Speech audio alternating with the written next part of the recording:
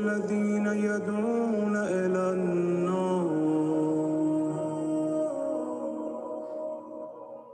فثبتني الله أبدا ما حييت على مبالاتكم ومحبتكم ودينكم ووفقني لطاعتكم ورزقني شفاعتكم وجعلني من خيار مباليكم التابعين لما دعوتم إليه وجعلني ممن يقتص آثاركم ويسلك سبيلكم ويهتدي بهداكم ويحشر في زمرتكم ويكر في رجعتكم ويملك في دولتكم ويشرف في عافيتكم ويمكن في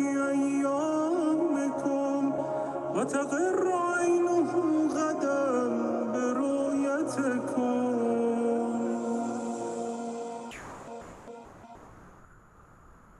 أبي أنتم وأمي ونفسي وأهلي ومالي من أراد الله بدا بكم ومن وحده قبل عنكم ومن قصده توجه بكم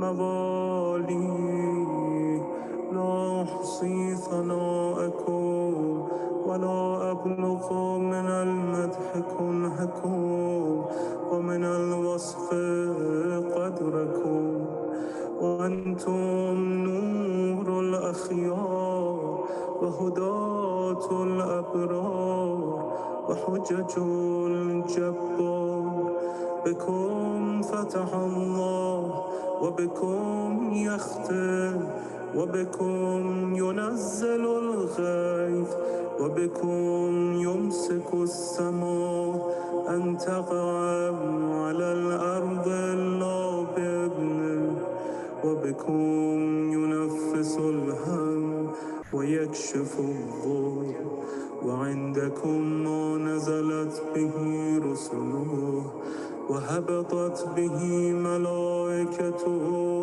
وإلى جدكم بعث الروح الأمين. آتاكم الله ما لم يؤت أحدا من العالمين فأطاع كل شريف لشرفكم وبخع كل متكبر لطاعتكم وخضع كل جبار لفضلكم وذل كل شيء لكم وأشرقت الأرض بنوركم وفاز الفائزون بولايتكم بكم يسلك إلى الرضوان وعلى من جحد ولايتكم غضب الرحمن. أبي أنتم وأمي ونفسي وأهلي ومالي ذكركم في الذاكرين وأسماءكم في الأسماء وأجسادكم في الأجساد وأرواحكم في الأرواح وأنفسكم في النفوس وآثاركم في الآثار وقبوركم في القبور فما أحلى أسماءكم وأكرم أنفسكم وأعظم شأنكم وأجل خطركم وأوفى عهدكم وأصدق وعدكم كلامكم نور وأمركم رشد ووصيتكم التقوى وفعلكم الخير وعادتكم الإحسان وسجيتكم الكرم وشأنكم الحق والصدق والرفق وقولكم حكم وحد ورأيكم علم وحلم وحزم إن ذكر الخير كنتم أوله وأصله وفرعه ومعدنه ومأواه ومنتهاه بأبي أنتم وأمي ونفسي كيف أصف حسن ثنائكم وأحصي جميل بلائكم وبكم أخرجنا الله من الظلم وفرج عنا غمرات الكروب وانقذنا من شفا جرف الهلكات ومن النار بأبي أنتم وأمي ونفسي بمضالاتكم علمنا الله معالم ديننا وأصلح ما كان فسد من دنيانا وبمضالاتكم تمت الكلمة وعظمت النعمة وتلفت الفرقة وبمضالاتكم تقبل الطاعة المفترضة ولكم المودة الواجبة والدرجات الرفيعة والمقام المحمود والمكان المعلوم عند الله عز وجل والجاه العظيم والشأن الكبير والشفاعة المقبولة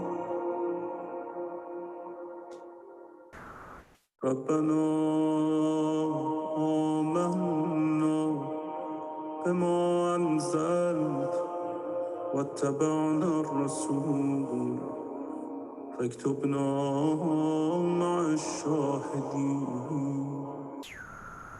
ربنا لا تزغ قلوبنا بعد إذ هديتنا وهب لنا من لدنك رحمة إنك أنت الوهاب سبحان ربنا إن كان وعد ربنا لمفعولا يا ولي الله إن بيني وبين الله عز وجل ذنوبا لا يأتي عليها إلا رضاكم فبحق من ائتمنكم على سره واستراكم أمر خلقه وقرن طاعتكم بطاعته لما استوهبتم ذنوبي وكنتم شفعائي فإني لكم مطيع من أطاعكم فقد أطاع الله ومن عصاكم فقد عصى الله ومن أحبكم فقد أحب الله ومن أبغضكم فقد أبغض الله اللهم إني لو وجدت شفعاء أقرب إليك من محمد وأهل بيته الأخيار الأئمة الأبرار لجعلتهم شفعائي فبحقهم الذي أوجبت لهم عليك أسألك أن تدخلني في جملة العارفين بهم وبحقهم وفي زمرة المرحومين بشفاعتهم إنك أرحم الراحمين وصلى الله على محمد وآله الطاهرين وسلم تسليما كثيرا وحسبنا الله ونعم الوكيل.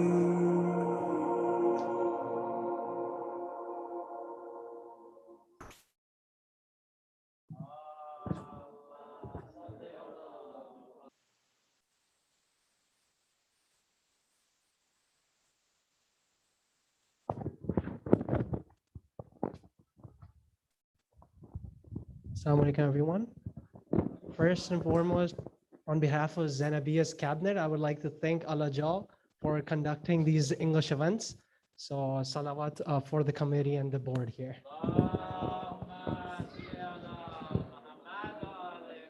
Secondly, thanks for observing the masks indoor. And given the turnout that you guys have, I mean, it's amazing that you guys have shown up in great numbers. So we're gonna have the English programs outside starting tomorrow. Third point is, which is a very important point, in order for us to bring these events to you, these programs, these activities, it's really important that you guys help us in the financial sector. You guys contribute as much as possible. For the families, it's $350 for the membership. For individuals, it's $200. $350 is less than $1 a day, but it helps us last throughout the year. So every dollar counts. If you guys cannot contribute upfront, you can split it up in 12 payments throughout the year, or if it's less than $200, whatever amount you guys can contribute, that helps us grow and bring these programs to you. Sallu ala Muhammad wa ali Muhammad.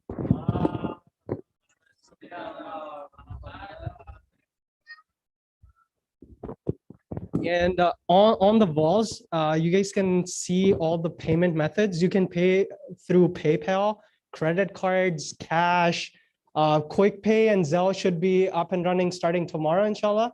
So these are all the ways that you could contribute. Sallu ala Muhammad wa ali Muhammad.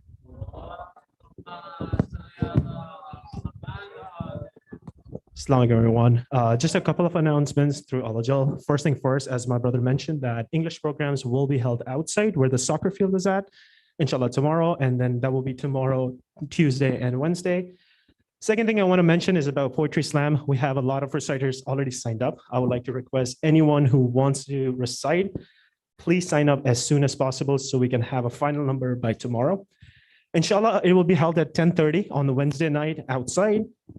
Third thing I want to mention is Hygiene Drive. So we are lucky to partner with Zaman International. You can contact Sister Amber Kazmi or Sister Zainab Beg on our side, any of the board members, and we can help you out in that regards. Two more things, sorry. First thing is, if you want to be a part of Alajal announcement group chat, we have QR codes around the wall.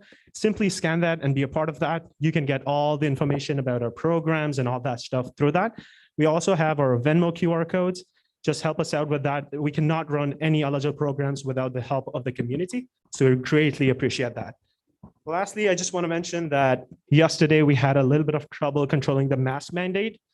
Guys, if you have younger kids, please make sure they're putting masks on because they're the main concern because they're not vaccinated. We do have youth masks in the back. Please make sure everyone is wearing masks. With that, I would like to welcome Sheikh Mehdi Rastani with a loud salawat ala Muhammad wa ali Muhammad.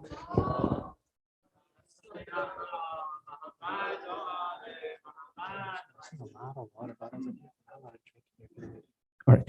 And two quick things, as they have mentioned. First is please don't drink water or food or anything, drink or eat up here because you have to take the mask down. So please don't do that. And secondly, if everyone can please come on up because we get packed till the brim. So please come on up. And with that, salawat ala Muhammad wa ali Muhammad.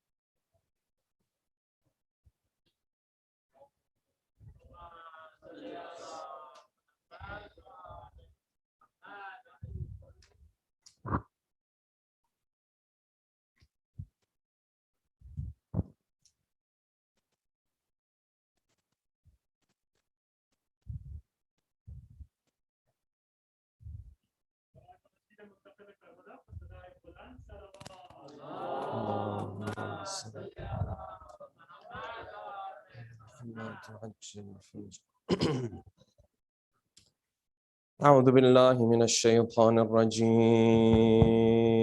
بسم الله الرحمن الرحيم الحمد لله رب العالمين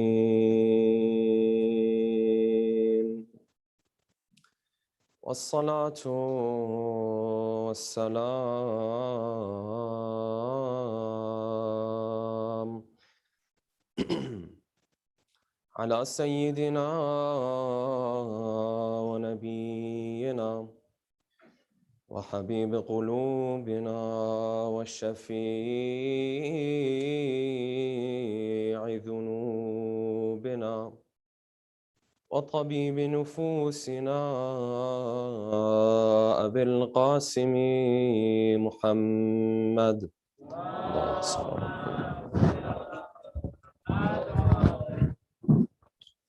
وعلى أهل بيته الطيبين الطاهرين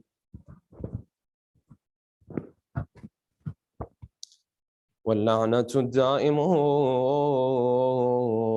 على أعدائهم أجمعين أما بعد فقد قال الله الحكيم في محكم كتابه الكريم أعوذ بالله من الشيطان الرجيم سيقول السفهاء من الناس ما ولاهم عن قبلتهم التي كانوا عليها قل لله المشرق والمغرب يهدي من يشاء إلى صراط مستقيم وكذلك جعلناكم أمة وسطا لتكونوا شهداء على الناس ويكون الرسول عليكم شهيدا وما جعلنا القبلة التي كنت عليها إلا لنعلم من يتبع الرسول ممن ينقلب على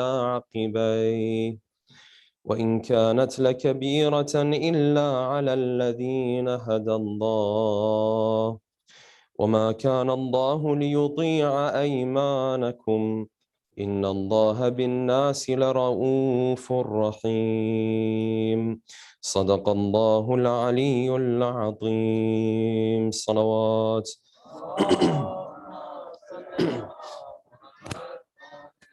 For the love of our beloved Prophet and his beloved progeny, a second loud salawat.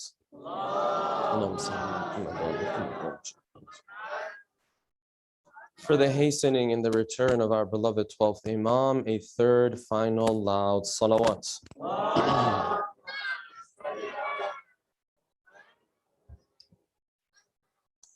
We started the discussion last night on the topic of asking why in Islam, exploring the reasons behind Islamic rulings.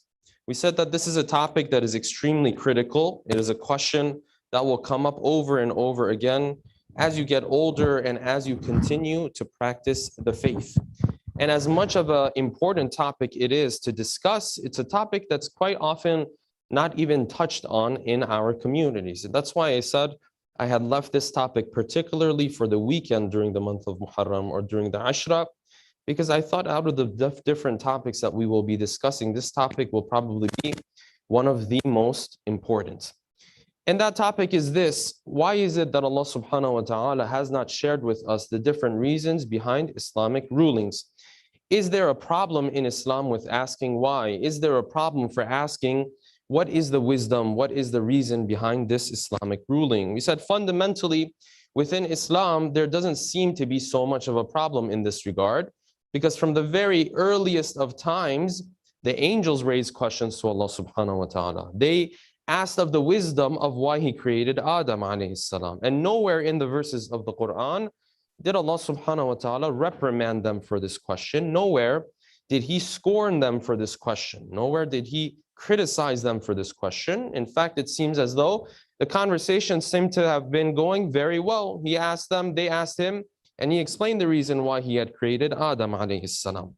This is for this. And then you move on and you look in the seerah of the Ahlul Bayt. You find in the seerah of the Ahlul Bayt, this is also a very common thing. Not only were they okay with people asking them questions, in certain situations, they encouraged others to ask questions. This is where we went through that line that is quoted and narrated from Ali ibn Abi Talib, salawatullahi alayhi. This famous line of the first Imam in which he famously said, Saluni qabla an tafqiduni, which is mentioned in a number of different narrations of ours. And we said this is a line that none of the other Sahaba of the Prophet ever dared to say, because when you put a claim like this out there, that means you know anything and everything. This is a very big claim. And so you find he's encouraging others to come and ask him. And of course, in history, the questions that were asked were questions that were silly, they were useless. But you find that the Imam is still encouraging people to come and ask. We said, therefore, this is part of the seerah of the Ahlul Bayt. There are books that are compiled for this reason. They have compiled ahadith, in which in all of these ahadith, the Imam is explaining the reason behind this ruling, the reason behind that ruling.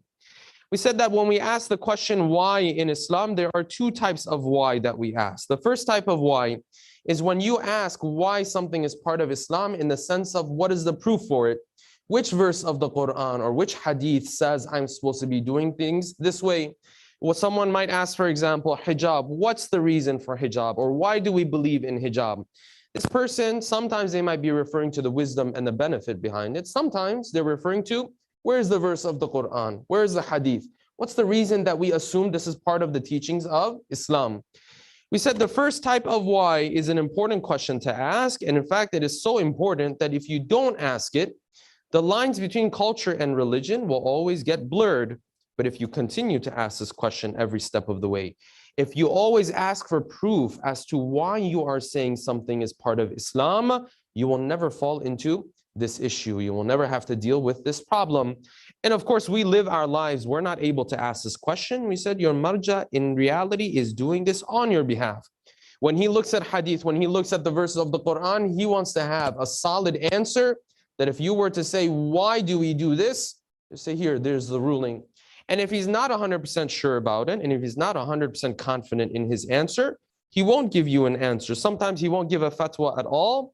Sometimes he will say, you have to do this out of precaution, meaning that I'm not so sure about the ruling.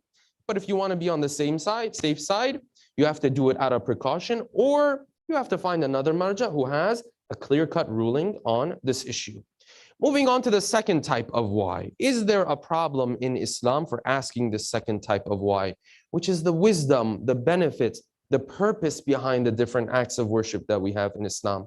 We said that this also is not a problem. But the discussion here started to take a turn. And the reason why I say this is because at the end of the day, though you can ask this question, the reasons behind many detailed Islamic rulings are not clear to us. They're not clear to us. We don't know the reasons behind many of them. I gave you the example of inheritance last night. In inheritance lies thousands of rulings, or at least you can say hundreds of rulings. Do we know the reason behind every single ruling? No. We know generally, for example, part of your wealth has to go to your children. Okay, this everyone understands. Well, part of your wealth should go to your children. But why, I don't know, half? Why 1/3? 1/4? Why 1/6? Why 1/8?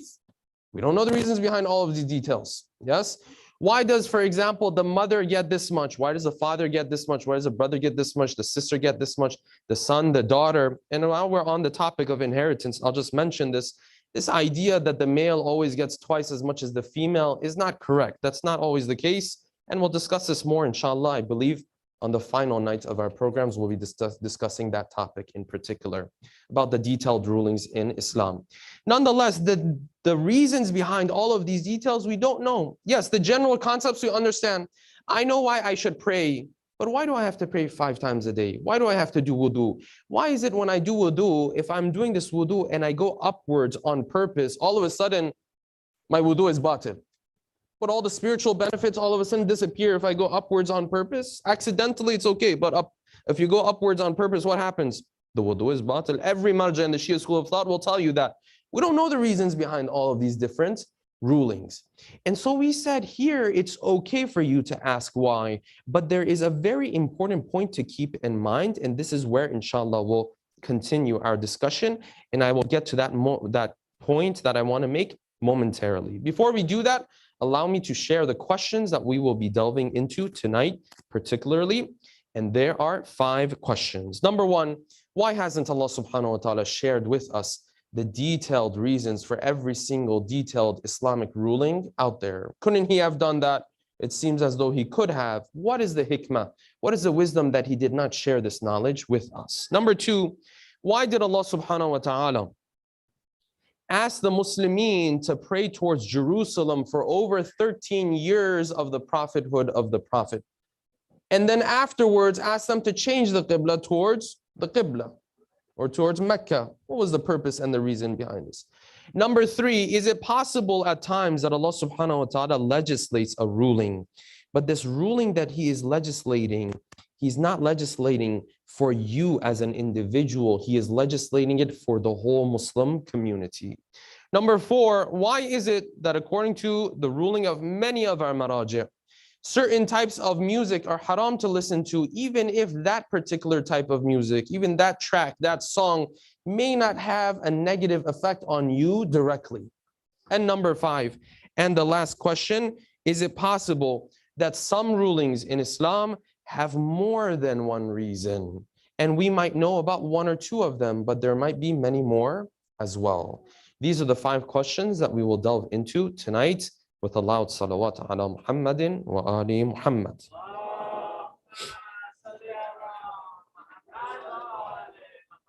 One more salawat, and if the brothers in the back can move forward, and the sisters too, please.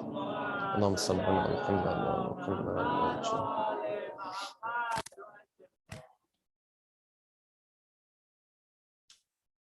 One more salawat, please. Allahumma salli. I know it's scary, Sheikh is scary, but you can come close. One more salawat, please.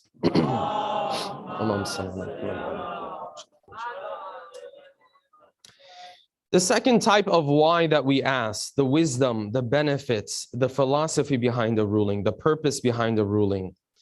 Is there a problem with asking that question in Islam? No, there's no problem in asking that question in Islam, except for this situation. When you ask why, and your perspective in this question is the following, that if you can explain to me why I'm supposed to do this, then I'll do it. But if it doesn't make sense to me, or if I don't know the exact reason why, then I'm not going to be doing this anymore. That becomes a problem. If I ask why do I have to pray 5 times a day? In the back of my mind, I'm thinking, you know what? If you can explain to me exactly why I pray 5 times a day, why in wudu I am not supposed to go upwards, I'm only supposed to go downwards. If I know the reason behind all of this stuff, and you can explain the reason behind all of this to me, then I'll listen to you. But if it doesn't make sense to me, and if you can't provide an answer for it, and if Islam hasn't pointed out the reason for it, then I'm not going to practice it anymore. Asking why with this perspective is a problem. Why? Because we already said so many of these rulings, we don't know the reasons behind them, the detailed rulings. So when you approach the religion from that perspective, essentially you'll never be able to practice the religion at all. Because the religion, every act of worship, it has a number of details. Many of them, we don't know the reasons behind them. And this is where parents all the time, they get worried, because when they want to explain the religion to the children, they feel like they have to propose a reason for every single thing, to come up with a reason for everything. No. If my child asks me, why do we do it this way? Why do we do it that way? If I know the reason, great, I'll share the reason. If I don't know the reason and I ask, and it seems as though in Islam the reason was not mentioned to us, no problem. I say, you know what? We don't know why we do this. Islam doesn't shy away from this. There's no shame in this. Islam is not like hiding this idea. No, Islam is 100% open about this idea. There's a lot of things that you do, you don't know the exact reason behind it. That's how Islam functions. And as we will explain today, every religion functions that way. Islam is very open about this. So if the younger generation asks, why do we do this? Why do we do that? Am I supposed to react in a harsh way? No. So the question is fine. But if this person is asking with the perspective of either make it make sense to me, otherwise I'm not going to practice it, well, then this person has a problem with practicing his religion. And guess what? Anyone who approaches religion with that perspective will never be able to practice the religion because there's so many rulings that we don't know of. So if I ask that question, I just want to see, is the reason mentioned in hadith? There's no problem with it. If I ask the question and my perspective is, unless you have a reason, I'm not going to listen to you, then that becomes a problem. We mentioned yesterday that Allah subhanahu wa ta'ala has not shared these rulings with us, these reasons behind the rulings. Some will say, you know what? Allah subhanahu wa ta'ala couldn't have shared the reasons behind these rulings. The Quran is already big as it is. If he wanted to mention and share the reason behind every single ruling, this Quran would get too big. We said this response is not too much of a valid response because the Quran is not the only source we have in Islam. You have the Ahlul Bayt as well. Someone might say, no, the Ahlul Bayt can't do this as well because people of that time may have not been able to understand and digest their words. So if they said things and people couldn't understand them, then this would become a problem. This also doesn't seem to be too much of a strong argument and too much of a strong reason. No, it seems as though on purpose, Allah subhanahu wa ta'ala did not really want to share the reasons behind every single ruling out there. But what is the reason behind this? And this is where we enter into the crux of our discussion. Number one, there's two main reasons. Reason number one will break down into a number of reasons on its own. Reason number one, it might be a bit shocking.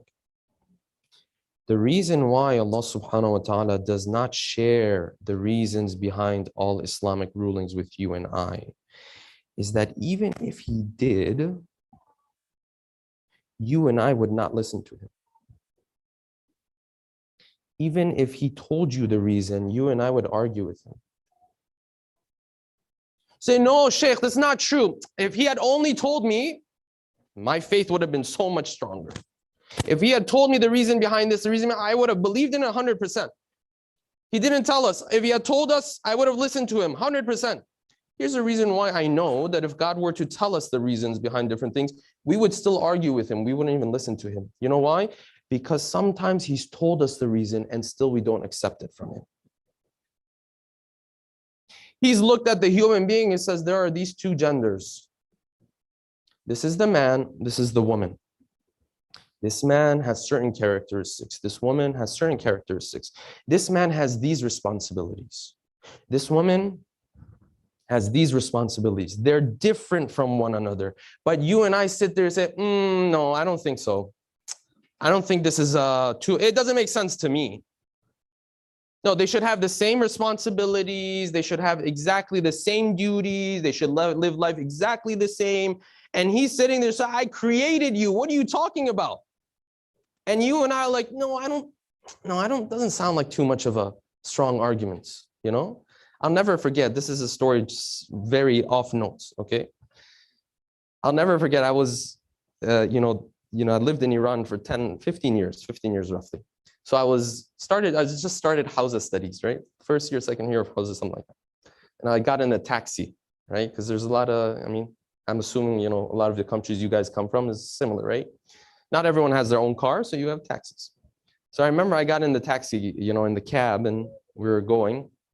And I don't know how some way, somehow, the driver found out that, I had not grown up there. Like I wasn't, or at least that I spoke English.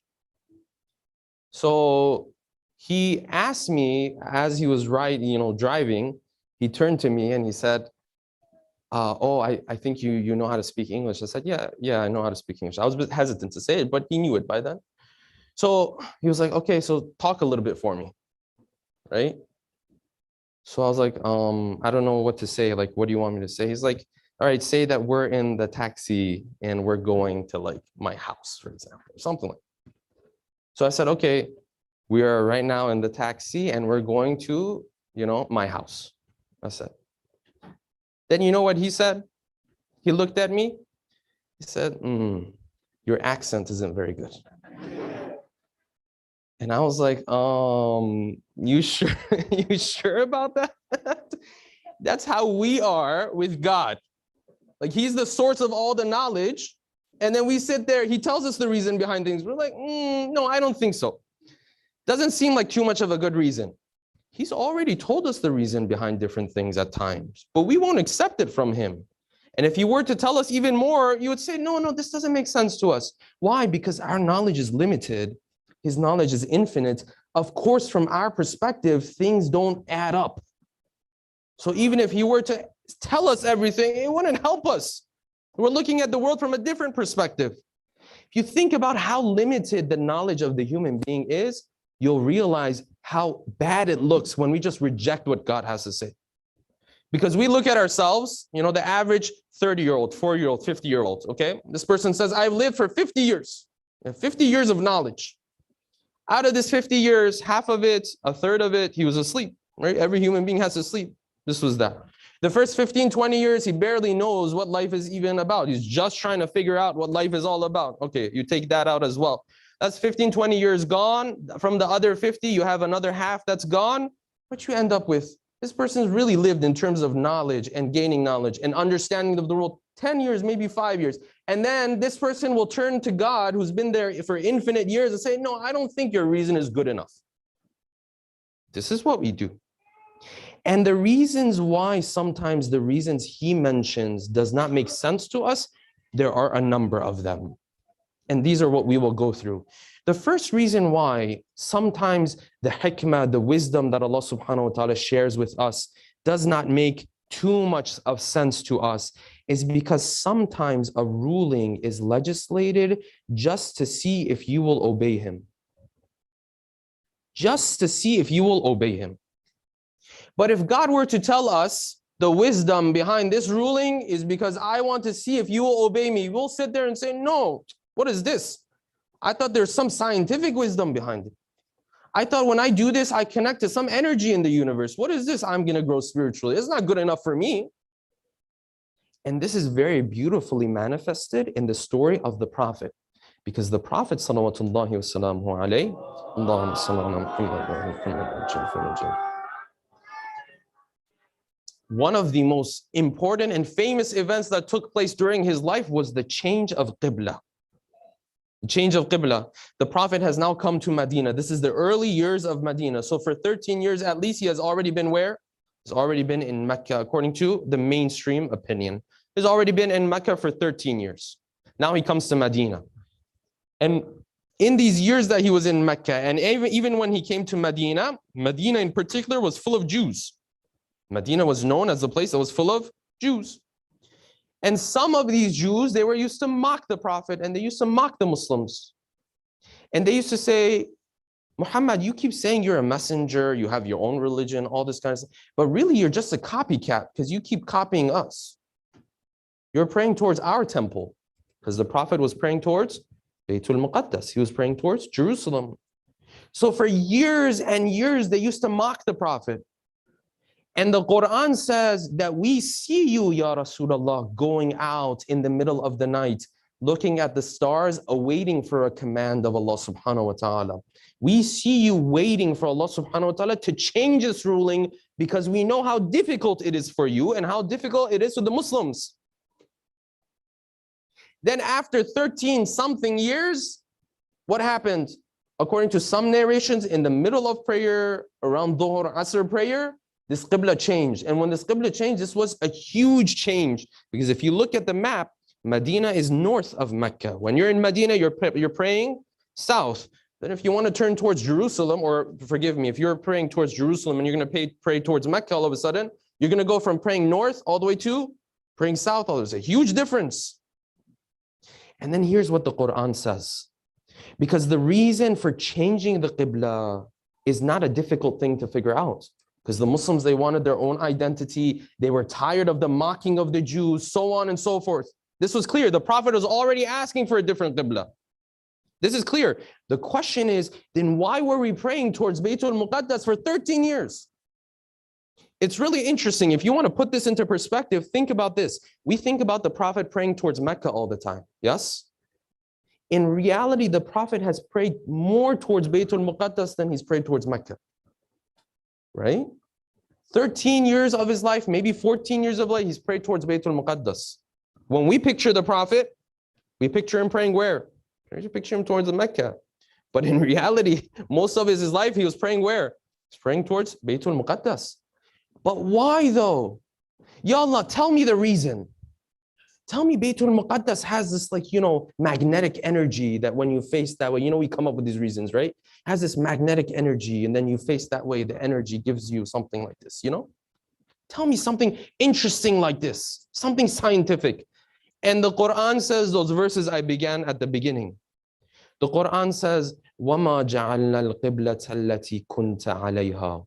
We did not choose Baytul Muqaddas as your Qibla إِلَّا لِنَعْلَمَ, except because we wanted to do one thing. There's one reason behind it. إِلَّا لِنَعْلَمَ مَنْ يَتَّبِعُ الرَّسُولِ مِمَّنْ يَنْقَلِبُ عَلَىٰ عَقِبَيْهِ.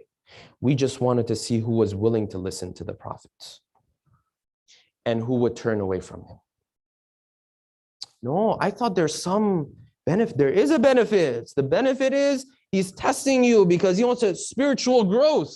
That's the benefit. But is that good for you and I? No. We'll sit there and say, no, what? Give me some scientific reasoning. That the body has to face this because the North Pole is that way. And just give me something awesome. What is this spiritual growth? I don't care about spiritual growth. I want something that I can tell my non-Muslim friend. He can be like, wow, what a religion. That's what I want. And the Quran says, وَمَا جَعَلْنَا الْقِبْلَةَ الَّتِي كُنْتَ عَلَيْهَا. The new Qibla, everyone knows why we legislated it. The new Qibla, because the Muslims needed their own identity, because the Prophet was being mocked, so on and so forth. But why for 13 years? Why did it take 13 years to change the Qibla? It's not like God has bureaucracy. Why 13 years? He says, because we waited 13 years to see who would give up. This is one reason why, even if he were to share the reason with us, it would not be acceptable from our perspective. Recite a salawat, please.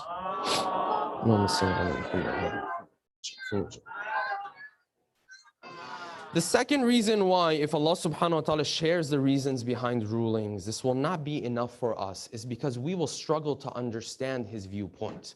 Why? Because in Islam, and this is a delicate point, so it's going to require your attention. Because in Islam, sometimes rulings are not legislated based on the individual. Rulings are legislated because of the overall impact it can have on the community, on the ummah, whatever you want to call it, the group of Muslims as a whole. So for example, Islam might declare something haram. And even though if you might engage in that deed, it may not have a negative effect on you per se, but because out of every 100 Muslims who engage in that deed, it will ruin the lives of 50, 60, 70 of them, Allah subhanahu wa ta'ala says this is haram for everybody. I don't even want this to be in your community. What's a good example of this? One of the examples for this is the rulings that we have on intoxicants, wine. Is it the case, some of the parents might get worried, but I'm going somewhere with this. Is it the case that if someone takes a little sip of wine, all of a sudden their life gets ruined, all of a sudden they're an alcoholic, all of a sudden they lose their job, they're living on the side of the street? No, it's not like that. But this ruling is legislated for community. What does that mean? That means Allah subhanahu wa ta'ala looks at this as a whole. He says out of 100 Muslims who engage and interact with alcohol and wine, 70, 80, 90% of them, it will ruin their lives. Therefore, it is haram for everybody. Nobody can touch it, not even a sip, because it's based on community. And he says, you know what? Not only is it just haram for you to drink, you can't even be around it. See, but I'm not even drinking. I went somewhere, this person was drinking. I wasn't drinking. He says, first of all, it's haram. Second of all, you can't even be around it. So if it's being served on a table, you can't even sit at that table. But ya Allah, it doesn't have a negative effect on me. I'm just sitting there. He says, listen, if this sits on the table of 100 Muslims, 60, 70, 80% of them at the end of the day will normalize for them. They will engage in it. Therefore, it is haram for everybody. Nobody has the right to sit at a table where alcohol is being drank. Alcohol is present. The ruling is based on what? The ruling is based on the community. Now you might say, and by the way, you have to have a lot of confidence to say this, by the way, that no, if I were to engage in this deed, for example, it wouldn't negatively affect me. First of all, you don't know that. Everyone thinks they're the exception. Everyone thinks, no, I'm different. So we don't even know that, number one. Number two, even if that was the case, but the reality is, even if it doesn't negatively affect you in particular, because it would negatively affect most individuals, Allah subhanahu wa ta'ala says, I don't even want this to be around you guys. You also have this in the example of gambling and betting. Gambling and betting in Islam, we know it's problematic. Not the type of bets that this person does, just for fun and they laugh it off and it's not even a serious thing. And Maraja have said this is okay. If you say, oh, I'll get there before you, I'll bet on it. What am I betting? I don't know, like bragging rights or whatever the case might be. It's just a game, it's fine. But no, the type of betting where the other side can hold you accountable to it. So, give me my money. Give me what I won. This is haram in Islam. And it doesn't matter what you use, it's going to be haram in Islam. Yes? You can bet on, I don't know, it's a basketball game. You can bet on this, you can bet on that. It's going to be haram. Anything you bet on. But then there is other ruling that also has to do with this gambling and betting. And scholars have this ruling, according to Ayatul Sistani also has this ruling, that if you play with something that the predominant majority of people gamble with, even if you're not gambling with it, it says that's problematic. Ayatollah Khamenei has a similar ruling. Many of our other maraja have similar rulings. It's something that most people will gamble with. I'm not gambling with it. But you're playing a game that most people are doing what? They're gambling with it. They will say this is problematic. You cannot play with that thing. But you say what? It doesn't have a negative effect on me though. I was just playing it without gambling and without betting. But Islam says this ruling is based on community. If this game is there in your community, 50, 60, 70 out of 100 will end up doing what? End up gambling and betting with it. Therefore, I am going to declare this haram for everybody. It can't even be in your community. But you and I will sit there, but it won't be a problem for me. So this is the problem. He explains the reasons behind things, but we can't take it. We won't accept it from him. I don't think this is good enough of a reason because it doesn't have a negative effect on me personally. So I'm just, first of all, you don't know that. Second of all, it's based on community. Third example I will give you, the rulings of our marajah say what? They say if you listen to music, and this music is the type of music that is used in haram gatherings. When they play this, forgive me, in clubs and parties where genders are mixing, so on and so forth, haram gatherings. Yes? Say this type of music is haram. But what if this music that I'm listening to, it doesn't necessarily have a negative effect on me? Because when I listen to it, I don't think about anything that's wrong.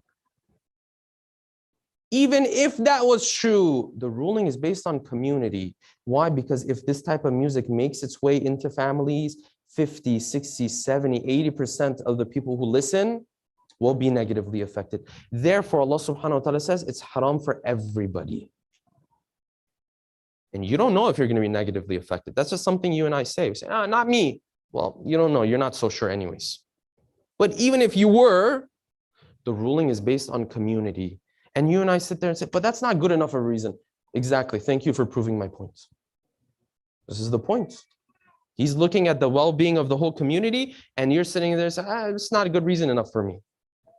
If he tells us the reasons behind things, we will not necessarily listen to him. Recite a salawat, please.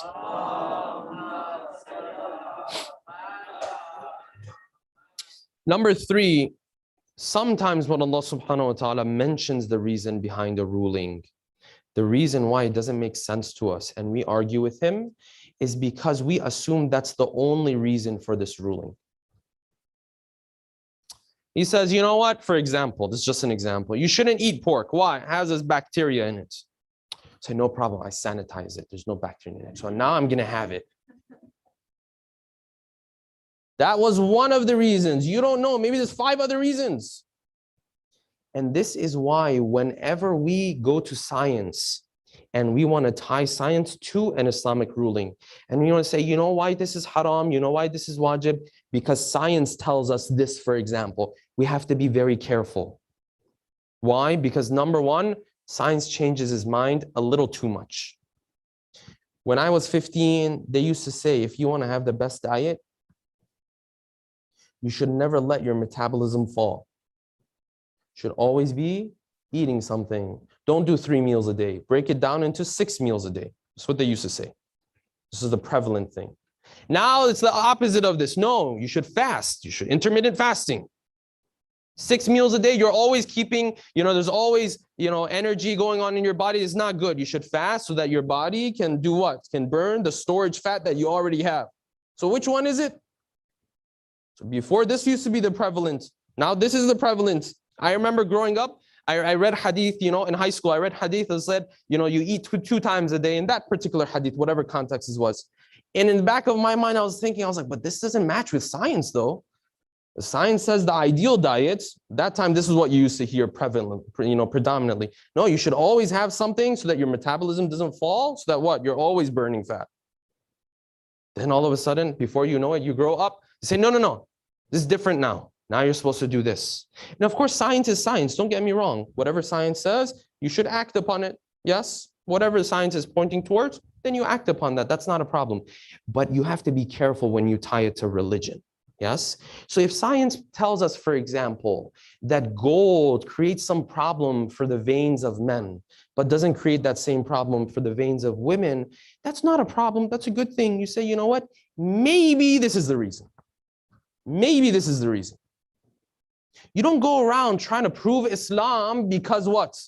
Because what the science thing said. Because guess what? You never know. Maybe 10 years later, they'll come up with a different study. That's number one.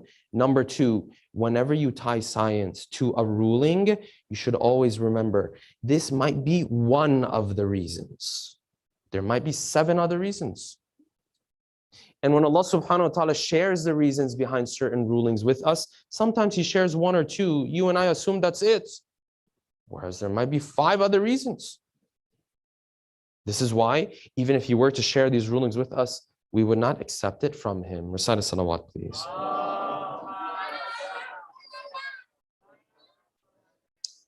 Moving on to reason number 2. This was all under reason number 1, that even if He were to share, we would not accept from Him. Moving on to reason number 2, and inshallah, slowly I'll be wrapping up.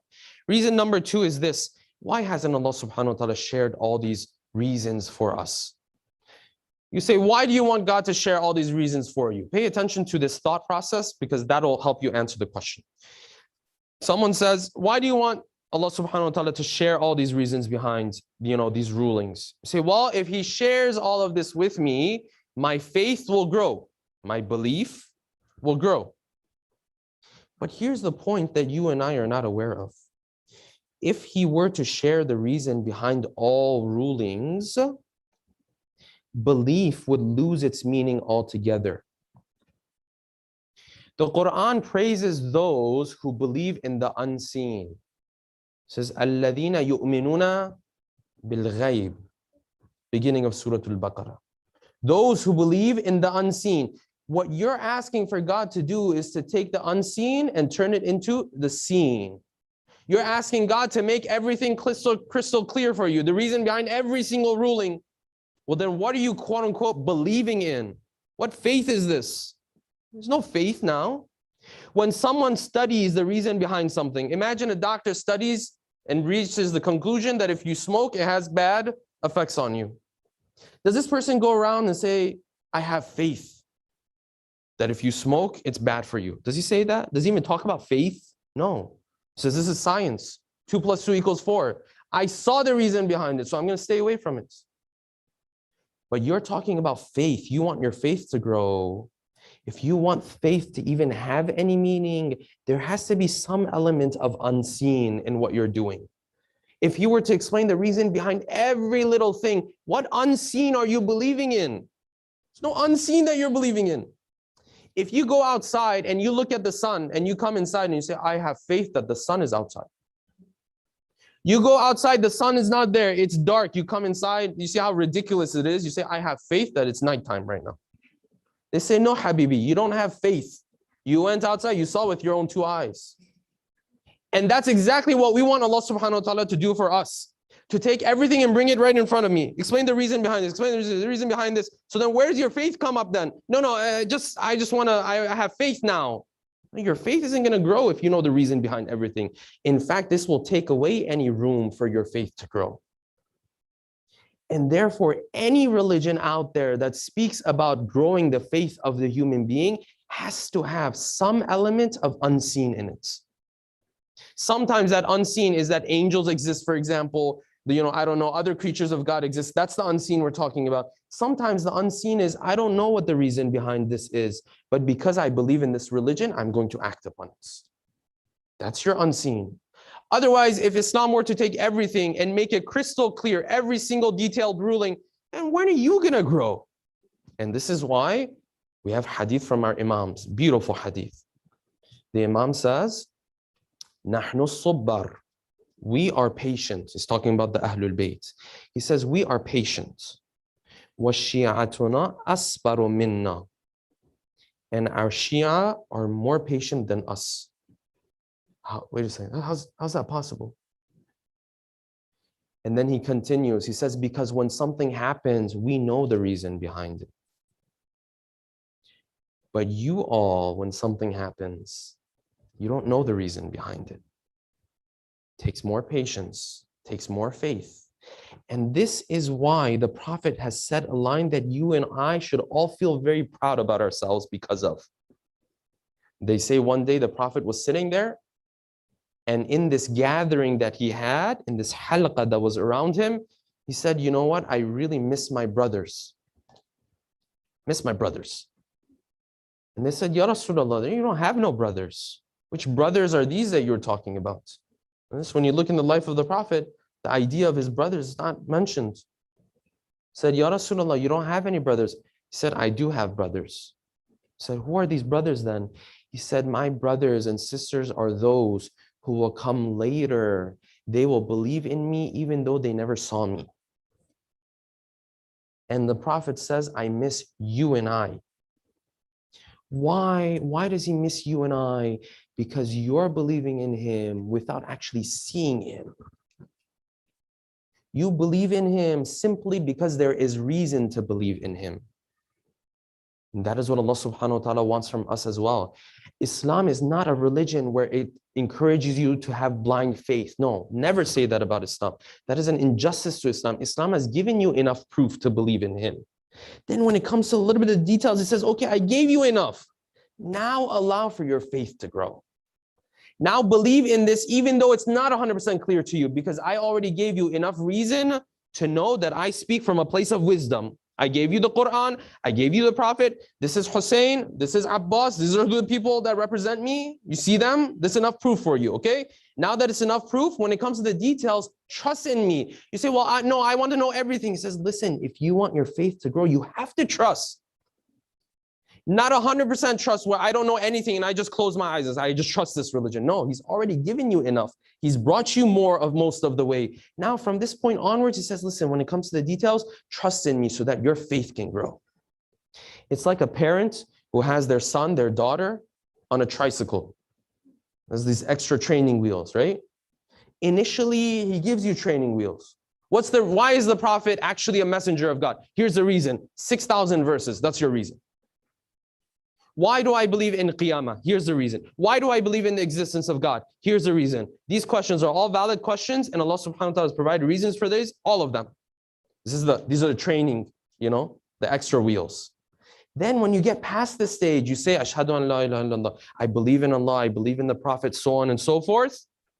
Then he says, okay, now it's time to take these off. But you and I sitting there saying, no, keep them on. I just want to stay like this. You can never grow like this. He's got you to learn enough. Now he has to take off those wheels. Therefore, he will tell you to do something, even though you don't know the exact reason behind it.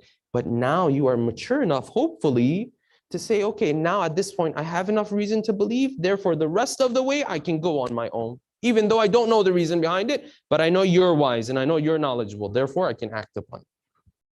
If you take this element away from Islam, or for any religion, it will no longer be a religion to begin with. Therefore, Islam is never shy about, I don't know the reason behind this. No. And I will tell you, as a person who studies this area of law, there are thousands of rulings in Islam. We do not know the reason behind it. Don't ever shy away from that. No, this is part of our religion.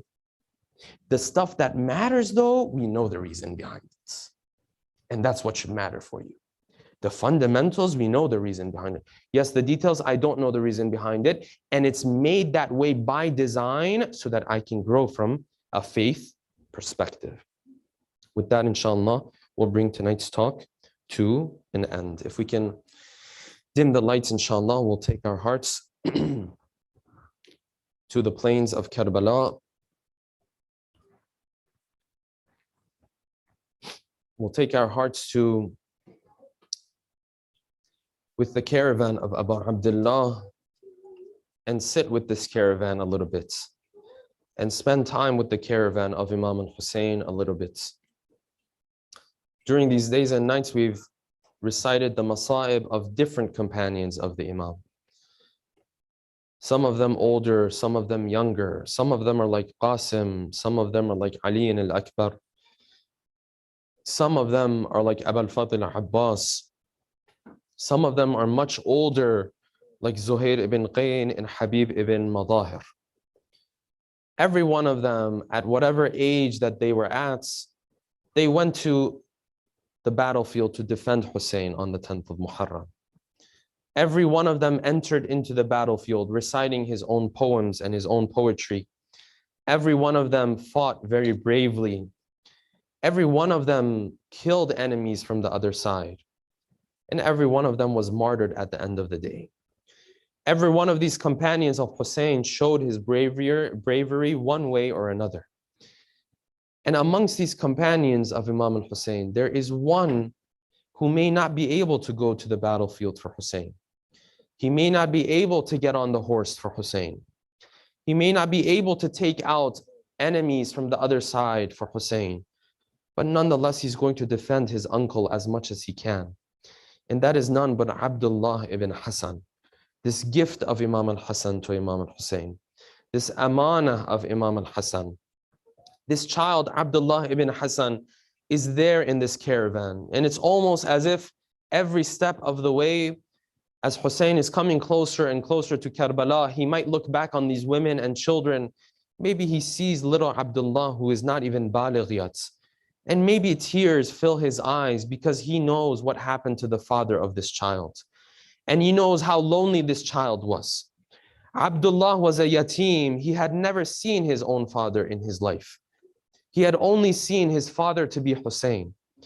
And maybe on the 10th of Muharram, what pushed him to run into the battlefield was exactly that, because he saw his father in the plains of Karbala. Imagine this child, from the moment he opened his eyes, Hussein has embraced him. From the moment he's been a child, Hussein has fed him. Hussein has shown him love and affection. This child's father, in many ways, is none but Hussein.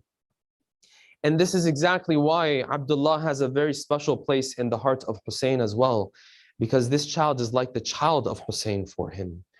And you come to the 10th of Muharram. Imagine Hussein looks to the left, he looks to the right, and there is no one else to come to the battlefield. Even Ali al-Asghar has sacrificed himself for his father. The narration says that Hussein then came into the tent of the women and the children. And this was that final wada, and it was such a difficult wada. Only Allah knows what went through the heart of Zainab, what went through the heart of Kulthum, what went through the heart of Rubab in those final moments. When Hussein is now getting up and going towards the battlefield for the final time. But what Hussein may not know is that he has one more warrior left for him. He has one more companion left for him. The narration says Hussein started to leave the tents, and the cry of the women and the children could be heard from far away. Then Hussein comes into the battlefield. He looks at this ocean of an army in front of him, and he starts to attack to the left side, and he comes back and he calls out Allahu Akbar. And he attacks on the right side, and he comes back to the middle and he calls out Allahu Akbar. And every time you can tell that the women and children, they feel calmer and calmer. Every time they hear the voice of Hussein, every time they hear the sound of Dhul Janah, maybe their hearts are a bit calm. Our father is still out there. Our father is still protecting us. Until that moment comes where Hussein takes on so many wounds. Now the enemy starts to attack him from left and right. They have encircled Hussein. They have surrounded Hussein from every direction. And the narration says at this point, they were using anything and everything to take the life of Hussein. Some were using swords, some were using spears, some were using arrows. And in the midst of all of this, the narration says Abdullah ibn Hassan was in the hands of Zainab. And Zainab was holding him back, even though he could see the scene. Zainab was holding him back because he knew Abdullah might run at any point. Then all of a sudden, the narration says Zainab saw that Abdullah is no longer in her hands. And Abdullah is running. He is on his way. The narration says Zainab tried to catch up with him and started to pull him back, but he was not willing to come back. وَامْتَنَعَ إِمْتِنَاعًا شَدِيدًا. He tried to get himself to his uncle and he tried to continue. And as he was running, he called out, وَاللَّهِ لَا أُفَارِغُ عَمِّي. By Allah, I will never leave my uncle alone. Imagine this scene. Hussein is on the ground. Hussein is already wounded. Hussein is losing his blood. But now there's another masa'ib added to his masa'ib. Now Abdullah ibn Hassan is running. And there's one line in the narration that breaks your heart, because Hussein turned to Zainab and said, Zainab, ahbisihi ya ukhti, stop him from coming. If he comes in the middle of this war, if he comes in the middle of this battle, they will take his life. They will have no mercy on him. Imagine Hussein is on the ground. He just doesn't want Abdullah to come in the middle of all of this chaos. He said, ahbisihi ya ukhi. But as Zainab, as much as she tries, she's not able to keep Abdullah back. And the narration says he ran, and as someone from the other side wanted to strike Imam al-Hussein, he raised his hand as a shield to stop this sword from hitting his uncle. And the narration says his hand was severely wounded. This young child of maybe 8 or 9 or 10 years of age, and he fell in the embrace of Hussein. And the narration says that he was losing blood every second, and he called out, he said, Ya Ummah, he said, I need my mother in these moments. And Hussein turned towards him, and Hussein said, Abdullah, be patient. These are the final moments. Imagine Hussein is embracing the son of his brother, and this little child is losing blood in the embrace of Hussein. What went through the heart of Hussein in those final moments? Until Abdullah takes those final breaths, and then Hussein raised his voice to the sky. He said, Ya Allah, I curse these people. They have done too much against me. The hardness of their hearts is too much. Imagine what went through the hearts of Zainab as she was watching from far away. Imagine what went through the hearts of all of these children who were watching these final moments from far away. Ala la'natullah ala al-qawm al-zalimin. وَسَيَعْلَمُ الَّذِينَ ظَلَمُوا أَيَّ مُنْقَلَبٍ يَنْقَلِبُونَ. We pray to Allah subhanahu wa ta'ala that He gives us the tawfiq and opportunity to be amongst the true followers of the Ahlul Bayt, inshaAllah. We pray to Allah subhanahu wa ta'ala that all of those who are sick and ill, that Allah subhanahu wa ta'ala grants them health and afiyah, inshaAllah.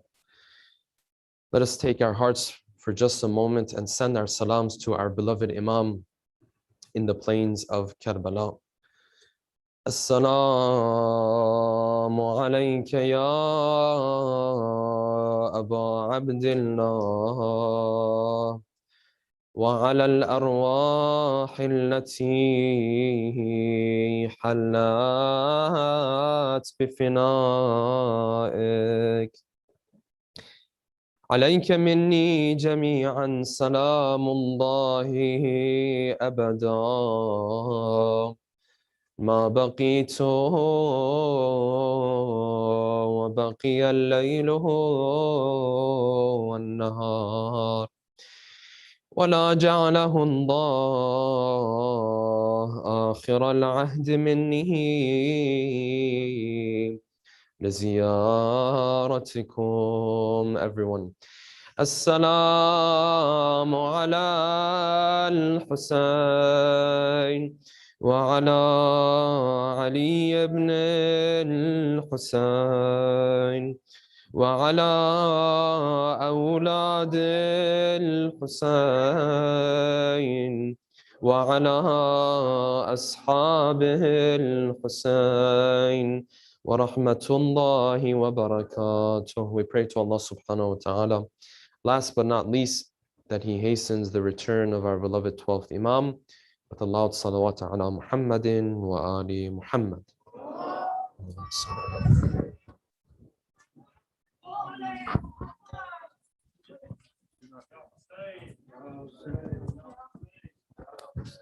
Before we do that, Mia, we could go downstairs in a quiet manner so we don't disturb the downstairs program, inshallah. Ya Hussein. Ya Hussein. Ya Hussein. Ya Hussein. Ya Hussein. Ya Hussein.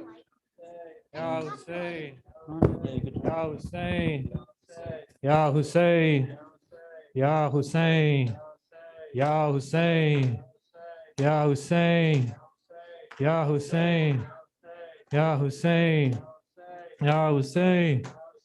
Ya Hussein, Ya Hussein, Ya Hussein, Ya Hussein, Ya Hussein, Ya Hussein. From Karbala, Karbala, Karbala to Karbala, Karbala, Karbala. I left my heart in Karbala, from Karbala, Karbala, Karbala to Karbala, Karbala, Karbala. I left my heart in Karbala, everybody. From Karbala, Karbala, Karbala to Karbala, Karbala, Karbala. I left my heart in Karbala, the luminous moon lightening the way, the rising sun that brightens the day. Heaven without you would be in flames. You are the heaven in Karbala, from Karbala, Karbala, Karbala to Karbala, Karbala, Karbala. I left my heart in Karbala, Your visitors offer you their hands. Your visitors offer you their hands. Enemies will never understand. How can the water lose to the sand? How can the thirst win in Karbala? Way, heaven is opening, Ya Hussein. Way, angels descending, Ya Hussein. Way, they are reciting in Karbala, from Karbala, Karbala, Karbala to Karbala, Karbala, Karbala. Karbala, in Karbala, the hand of God that nurtures the young, the hand of God that nurtures the young. Speaking for Allah, you were the tongue, separating his right from the wrong. Elevated in Karbala, the ship that sails swiftly through the waves, and whoever boards your ship is saved. The ship that sails swiftly through the waves, and whoever boards your ship is saved. Immune from the punishments of grave. Whoever mourns you in Karbala,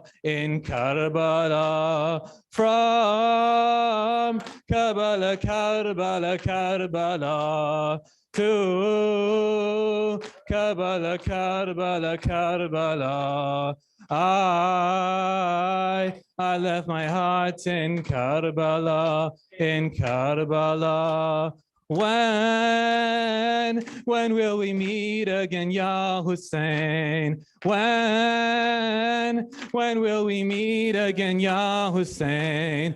When under your dome will I grieve again? From Najaf I walk into Karbala,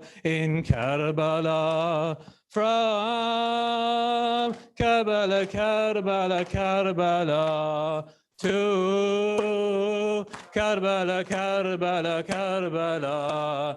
I left my heart in Karbala, Ya Hussein, Ya Hussein, Ya Hussein, Ya Hussein. Sallu ala Muhammad wa ali Muhammad.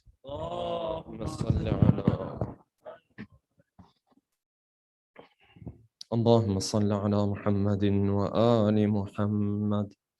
السلام عليك يا رسول الله، السلام عليك يا حبيب الله، السلام عليك يا أمير المؤمنين علي بن أبي طالب، السلام عليك يا فاطمة الزهراء سيدة نساء العالمين، السلام عليك يا حسن المجتبى، السلام عليك يا أبا عبد الله ورحمة الله وبركاته، السلام عليك يا صاحب العصر والزمان، السلام عليك يا خليفة الرحمن، السلام عليك يا إمام الإنس والجان ورحمة الله وبركاته، السلام عليكم يا أهل بيت النبوة جميعا ورحمة الله وبركاته.